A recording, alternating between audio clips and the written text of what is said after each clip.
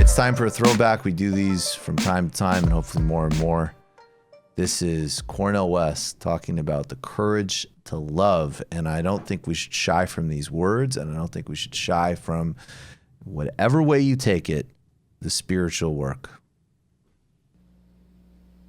Crucial, indispensable, bringing together the best of the legacy of Athens, the best of the legacy of Jerusalem, but in the New World context in which legacies of slavery, Jim Crow, police brutality, lynching, discrimination, redlining and bank loans, on and on and on. Always connecting one's vision about one's own freedom to the plight and predicament of others. Sisters of all colors, gay brothers, lesbian sisters, physically challenged brothers, indigenous brothers and sisters, so that they all constitute overlapping and intertwining traditions of struggle. But knowing that the courage to think critically and the courage to love, and I think we need to talk publicly about the courage to love. That's what I love about the best of the black freedom movement. You see, it's very rare that you find progressives. These are my dear white brothers and sisters speaking publicly about love. You say, why is that? Well, it's a longer story we won't go into. But James Baldwin talked about love explicitly as the most difficult, dangerous, but also the most significant force in the world. Why? Because if you come from a people who have been so hated, love can become subversive and transformative, beginning by loving yourself.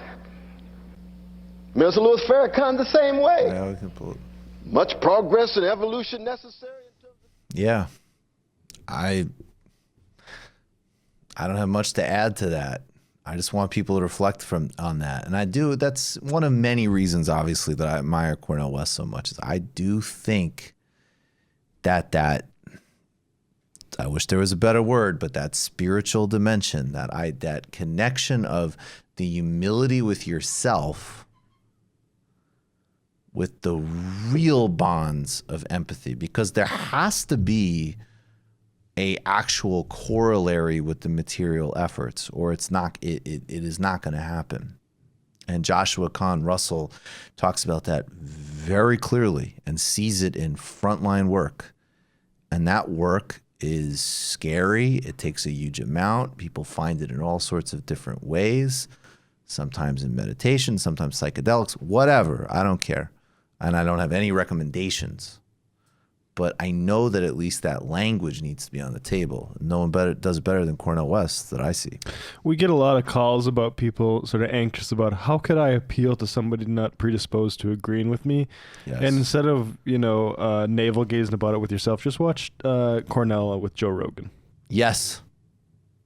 And pick up a little bit of his techniques. 1,001%. And I mean, not only is Cornel able to talk so much about the human spirit and love, the way that he's able to move from things that unite us, like, music and art, I think is also a very important language to be well versed in as well, because there is, politics is one way of looking at the world, but there's a lot of other experiences that people have that you can draw them toward, our ideas through. Is you reminded of your Badu with that? Well, absolutely. I mean, yeah. Again, In Praise of Love is a great little book by Ali Badu.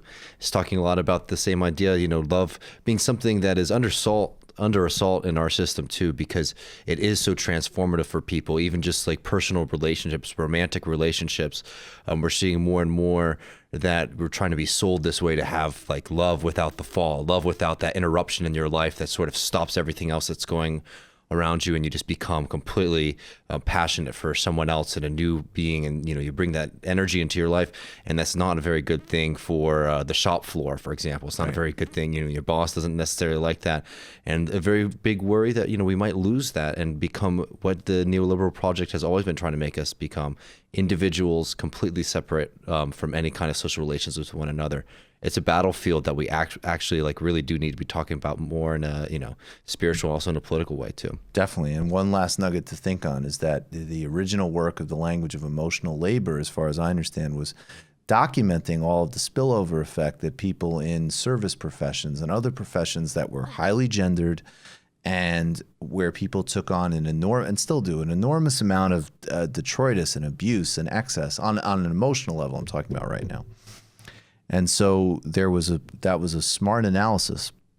But the way it's become so deployed and so universalized in ridiculous, comic, and unhealthy ways in relationships and in interaction with friendships, and to chronicle everything, you have to see that is a pure contradiction of what West and Bourdieu are talking about. It is the marketization of even your most intimate space, which you actually should want to subvert politically and spiritually. You just watched a Michael Brooks show video. Subscribe to get them all. Why wouldn't you? Don't be foolish. Click subscribe below and become a patron as well. Patreon.com/TMBS. Thanks, everybody.